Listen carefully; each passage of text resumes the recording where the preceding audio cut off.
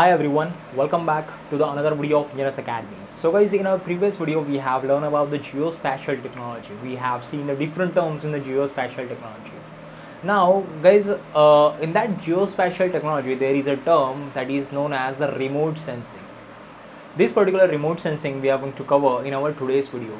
Like we will be covering about what is remote sensing, what is the actual process of the remote sensing, and the classification of the remote sensing that we are going to cover in our today's video. Also guys, we will be checking out the advantages of the remote sensing. So guys, if you are new over here on my educational channel Engineers Academy, kindly subscribe it and please press the bell icon. So whenever I upload a new educational informative video, you will get instant notification. So guys, without wasting any time, let's begin with our today's topic of remote sensing.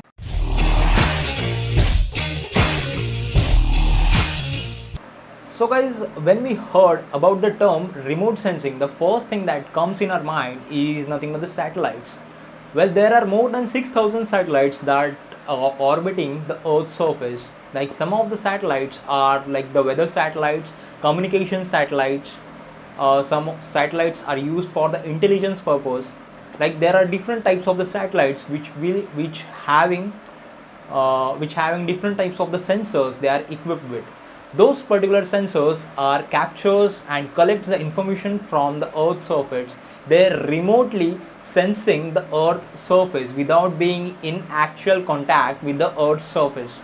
So this is the reason it is known as the remote sensing, and this is the reason when we talk about the remote sensing, the first thing that comes in our mind is nothing but the satellites. Well guys, what is the exact definition of the term remote sensing? Well, over here guys, remote, like we are sensing the information, we are collecting some data, we are collecting some information without being in actual contact. So that is the we can say the shorter description about the remote sensing. But when we talk about the definition, like remote sensing stands for it is a process of measurement or the acquisition of the data or some sort of the information of some object or some phenomenon without being in actual contact, that is the actual physical contact or the direct intimate contact with that particular object which is there under study. So that is nothing but the definition of the remote sensing. Now guys, the sensors which are used in the remote sensing, those particular sensors can be detect the light, that is basically the light sensors, that is the LiDAR sensors. It can be the radar sensors that uses the radio waves. It can be of the sound navigation and ranging, that is the sonar sensors which uses the sound waves, or else some sort of the infrared sensor. So these particular sensors collects the information, collects the data without being in direct contact with the object under the study. So this is the reason the satellites or as the other devices such as the autonomous cars that are having the LiDAR systems, the aircrafts which will be having the radar system, the drones, this captures the films, captures the images. These all are the remote sensing devices. But this is not alone. There are some other types of the remote sensing as well, such as in the field of medical, like MRI, magnetic resonance imaging. So this is also a type of the non-contact sensing technology. So we can call it as a remote sensing. The X-rays, it is also a remote sensing. Sonography, that is also a remote sensing technology. So guys, basically remote sensing is not limited up to the satellites. So over here we are getting the information, we are getting the data without being in the actual contact of the object under the study. So that is nothing but the remote sensing. So how does this remote sensing works? What is the actual process of the remote sensing? So first of all, we have to know of the object which is there under study. Then we require some sort of the sensors. Okay, then the actual process will start. So first the object needs to be identified. Suppose, so that's why like right now you can watch me because there is a sufficient amount of the light which is present in this room. So that's why you can watch me. I am visible to you. So this is this is how the object which needs to be which data needs to be collected has to be sufficiently illuminated. So the object has to be identified first of all. So this object identification can be done by the third party illumination, like we can call it as like in the presence of sun, the earth is visible under the sunlight, so that's why then only a satellite can take an image of the earth's surface. Similarly, the radar system that uses the radio waves that equipped with the sender and the receiver. Okay, now the sender transmits the radio waves and the receiver receives the reflected back radio waves, and then it calculates the time which is required, and then we can get the image on the screen. Then we can get the image on the screen, or we can calculate the distance over here. So this is how this remote sensing works in the case of sonar as well.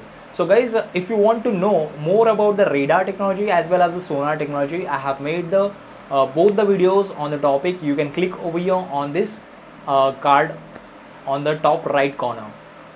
So guys, over here in the process of the remote sensing, that first the object needs to be identified.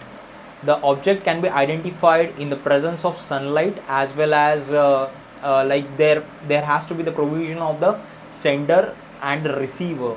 The sender will send the radio waves, the sender will send the sound waves, optical waves, light waves. That depends upon the type of the sensor. If the sensor that is the using the LiDAR, that will be depends upon the light waves. If the sensor is the sonar type of sensor, that uses the sound waves. If the sensor is the radar sensor, that uses the radio waves. So guys, that is typically up to the sensor type. It has the provision of the sender and the receiver, and then reflected waves gets analyzed, and we will be getting the inputs, we will be getting the data.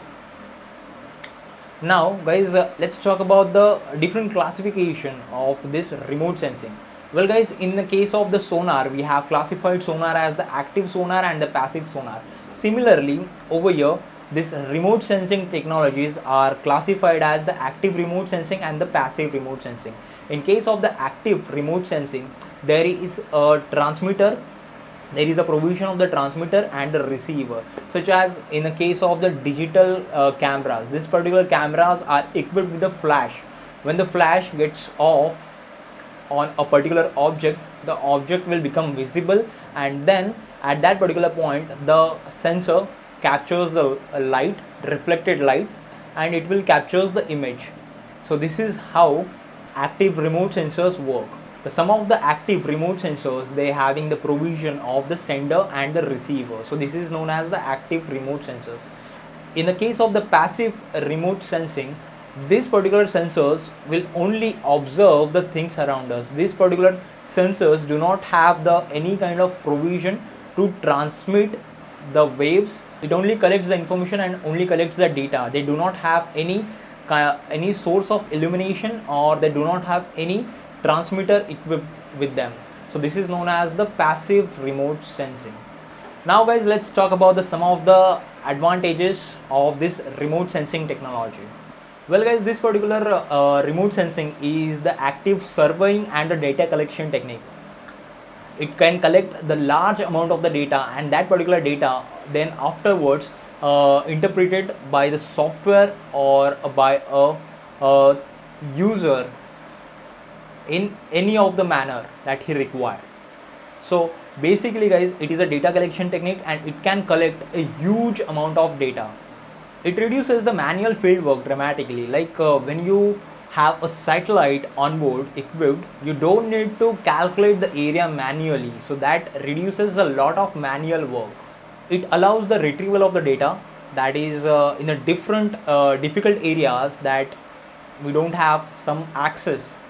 It's like we cannot go to the volcano sites or else some of the deeper ocean. So that can be easily accessible by using the remote sensing technology, a drone, a satellite imagery.